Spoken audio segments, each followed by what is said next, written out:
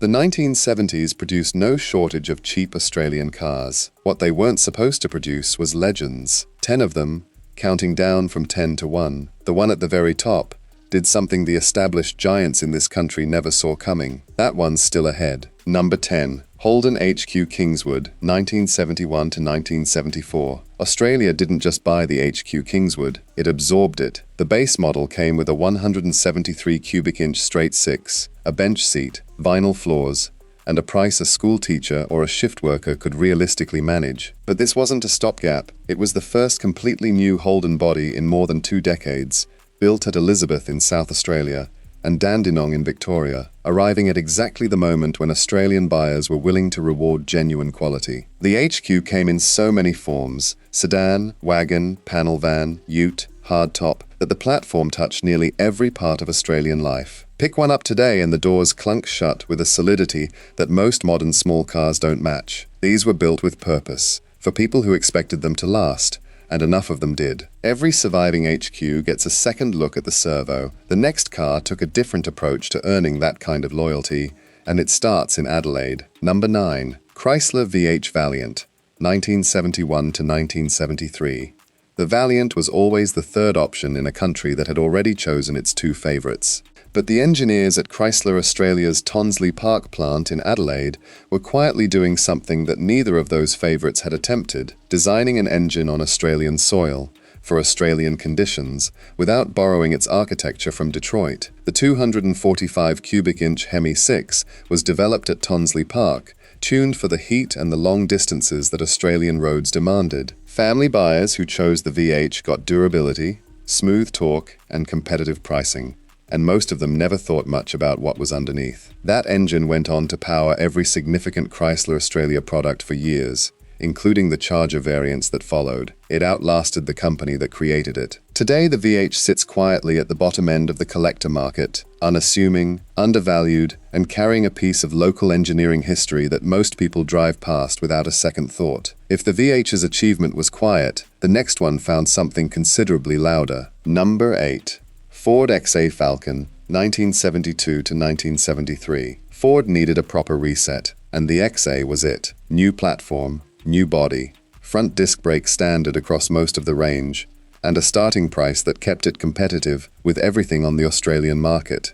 The 200 cubic inch inline 6 wasn't built for drama. It was built to cover long distances without drama, which is what Australian families actually needed, and what the Broadmeadows plant in Victoria consistently delivered. The XA felt more modern than the generation it replaced, without asking buyers to pay a premium for the privilege. The GT variant raised the ambitions of the platform significantly, but it was the entry-level version that moved in volume because it was honest about what it was, and priced accordingly. The platform that followed it kept that honesty, and added something no one expected. Number 7. Ford XB Falcon, 1973 to 1976. Most XB Falcons spent their lives doing exactly what they were built to do. 4-door family cars, out of Broadmeadows, sensible and reliable, and common enough to simply blend into the scenery of Australian roads in the mid-70s. The GT version told a different story: 302 cubic inch Cleveland V8, harder lines, and a personality built partly on the track before it reached the street. Then in 1979,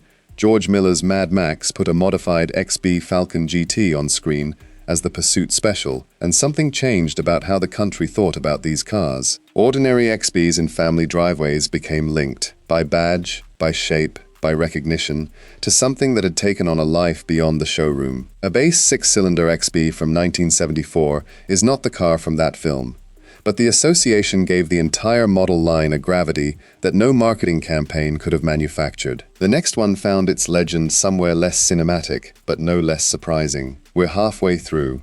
The car at the very top is still coming, and what it pulled off in 1973 is the most unexpected result in this entire countdown. It's ahead.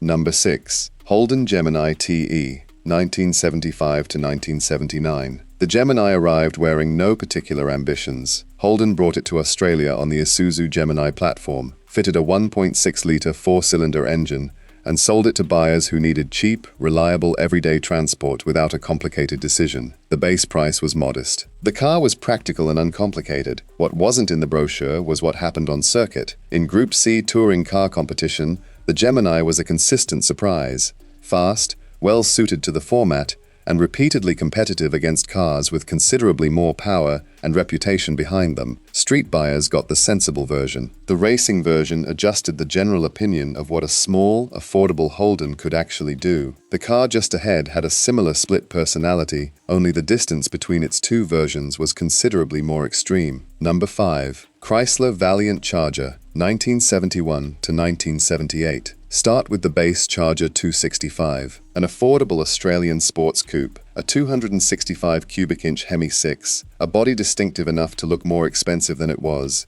and a price positioned for younger buyers who had saved with a specific purpose. Chrysler's Tonsley Park plant delivered something with real visual presence at a price the market could accept. That was the everyday Charger. Then there was the E49, the same Hemi 6 fitted with 3 Weber carburetors, producing performance figures that placed it among the fastest Australian production cars of the era, quarter-mile times that were not what anyone expected from a car sharing a nameplate with the affordable version. 2 cars wearing the same badge. One bought for its looks and its price. One bought by the few who understood exactly what those Webers represented. The E49's reputation wasn't built by the brochure, it was built by the stopwatch. From here, the rest of this list gets harder to ignore. Number 4. Holden LX Torana, 1976 to 1979. The Torana had taken several generations to become something with specific intent behind it. By the LX, Holden's engineers had produced the A9X, a homologation variant, built to meet the production requirements that would qualify the racing version for Australian touring car competition. The 308 cubic inch V8 in a compact hatchback that weighed less than almost anything else it competed against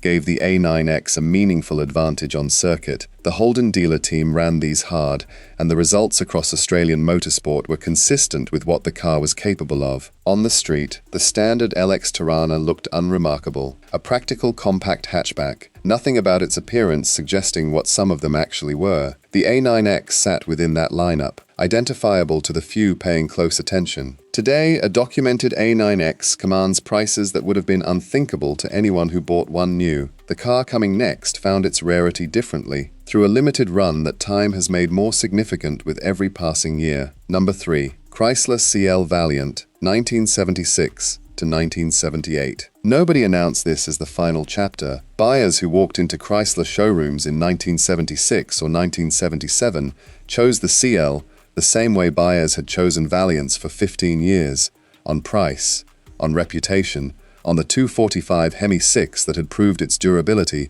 across 2 decades of Australian roads. The CL was a solid car, competitive pricing, honest specification, and the kind of mechanical confidence that Chrysler Australia had spent years establishing at Tonsley Park in Adelaide. What those buyers couldn't know was that when CL production wrapped in 1978, Chrysler's Australian presence would give way to Mitsubishi, and the Valiant name would go with it. No farewell edition, no ceremony. The last cars moved through dealerships and into driveways, with no awareness that anything was ending. The CL is the Australian car that history forgot to mark. The survivors in private hands have quietly gained a weight their original owners never anticipated. What comes next is a car the market underestimated at the time, and hasn't since. Nearly there, the one at the top changed what was possible in Australian motoring, briefly and completely, before the circumstances that built it fell apart. Number 2. Ford XC Falcon Cobra, 1977. The XC Falcon rolled out of Broadmeadows from 1976 and was, in most configurations, a sensible update on what came before, a family car with revised styling, available in 6-cylinder or V8 form for the buyers who had always bought Falcons. In 1977, Ford offered the Cobra. The XC Falcon Coupe fitted with a 302 cubic inch V8, hood scoops, Cobra badging, and a production run of around 400 cars. At the time, the Cobra was an enthusiast's upgrade on an accessible platform, something to be proud of, something that attracted attention, but not a car that placed itself beyond reach. The years since have rearranged that entirely. A genuine XC Cobra is among the rarer documented Australian cars from this period. There were never enough to begin with, and the ones remaining in original condition are followed closely by collectors who understand exactly how few survive. The Cobra was never intended to be precious. It simply ran out of company. Number 1. Leyland P76, 1973 to 1975. British Leyland invested seriously in this. The P76 was engineered in Australia, for Australia. The boot was designed to fit a standard 44-gallon drum, a specification chosen deliberately for the realities of Australian working life. The car launched in 1973 with a 4.4-litre 6 or a 4.4-litre V8, priced directly against the Holden Kingswood and the Ford Falcon, from a company with no established history in the Australian family car market. And then Wheels magazine, in 1973 the most influential automotive publication in the country, named the P76 its Car of the Year. A brand new car, from a company with no name in Australian motoring, had beaten Holden and Ford in the year's most significant recognition. That result still stands as one of the more remarkable outcomes in Australian car history. It didn't last. British Leyland's financial collapse in the United Kingdom ended Australian production in 1974. Fewer than 18,000 P76s were built in total. The people who held on to theirs owned something that cannot be replaced, not because of racing results or film appearances,